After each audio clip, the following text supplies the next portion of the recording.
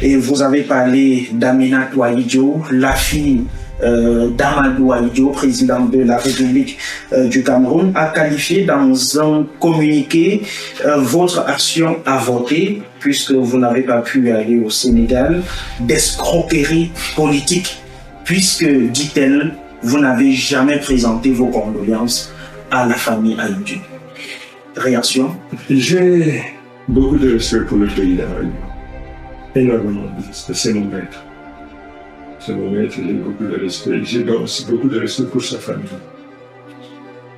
Je ne m'adresserai pas à Mme Aminatou Ahidjo avec condescendance.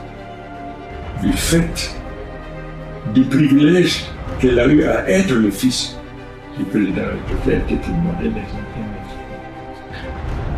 mais je voudrais rappeler les faits, et les faits sont têtus.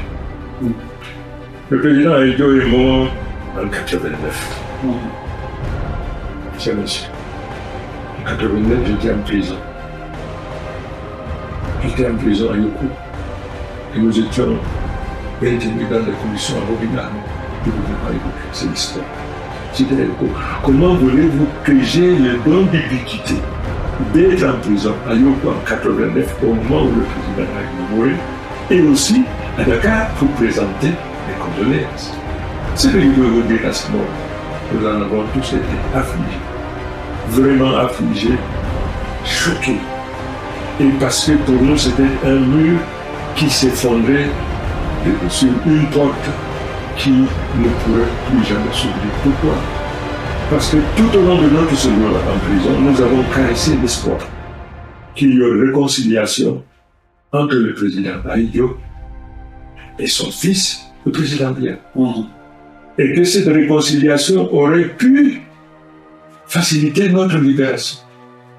Malheureusement, ça n'a pas été. Donc, je cite dans ce cas-là, j'étais en prison, je ne pouvais pas. Je rappelle que vous avez fait 7 ans en prison. Très bien.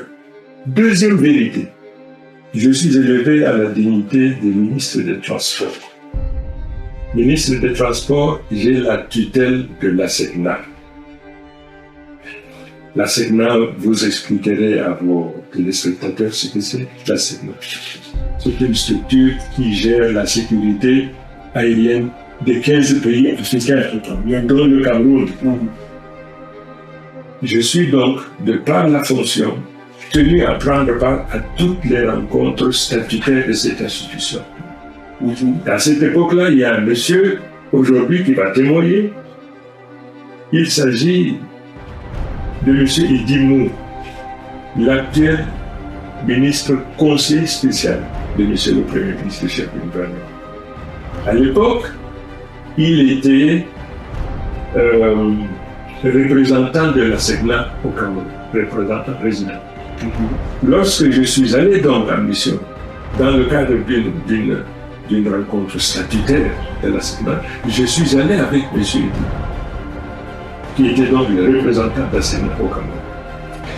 Et je voudrais également dire une chose, c'est que Edimou a une relation de proximité très grande avec toute la famille du président Ahidjo. Toute la famille. Aujourd'hui, il considère par exemple Mamadou Ahidjo comme son frère. Et effectivement, ces liens ont existé. Je suis allé donc avec Edimou à la réunion de la SECNA. À la fin de cette rencontre, Edimou m'a amené au domicile du président Ahidjo à Dakar, au domicile du président Ahidjo. Parce qu'il est en contact étroit avec Mme Ahidjo, personne. Germaine. Je vais donc chez Germaine. Germaine m'accueille et elle m'a dit un certain nombre de choses qui doivent rester secrètes entre elle et moi. Edimou était présent. Lorsque nous finissons donc la rencontre, je lui présente des condoléances et lui demande de les adresser à toute sa famille. C'est pour ça que je dis que peut-être Mme Aminatou Ahidjo a fait preuve d'une amnésie sélective. Parce qu'elle ne peut pas n'avoir pas appris que je suis allé au domicile de son père pour présenter mes condoléances à sa mère. J'aurais bien aimé rencontrer également Babette que j'ai connue. Elle, maintenant tu ne connaissais pas, mais je connaissais pas. Donc je suis allé. Et quand nous sommes sortis de là, Eddie m'a amené m'incliner devant le tombeau du président Malien. Nous sommes en 1992. Alors, est-ce 93 ou 94? 93. Je suis parti du gouvernement en 96. C'est donc dans ce laps de temps que je suis allé prendre part à la réunion conventionnelle et avec Edimo.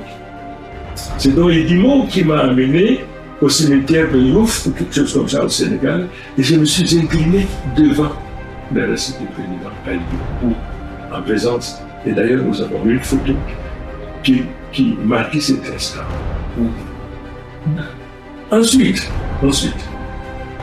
à la mort de Germaine, je suis allé au domicile de Mme Mbaka pour lui présenter des condoléances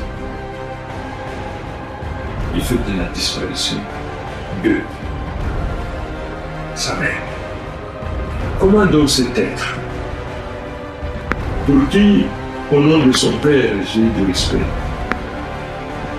comment peut-elle me couvrir de propos diffamatoires, attentatoires à mon honneur, et des propos qui sont des mensonges grotesques,